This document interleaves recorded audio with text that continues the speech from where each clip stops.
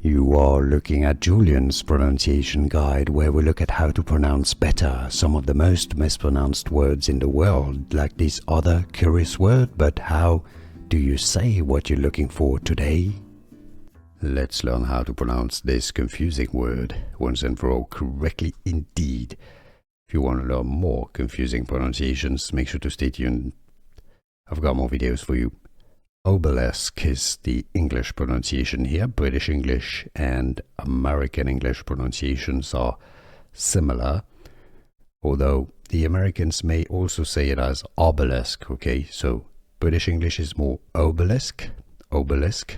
The Americans can also say obelisk, so I guess if it's an obelisk in Washington, D.C., it's an obelisk.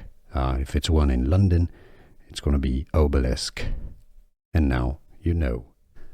Here are more videos on how to pronounce more confusing words and names too many mispronounced. Like this video if you found it useful. I appreciate your support. I'll see you soon and thanks for watching.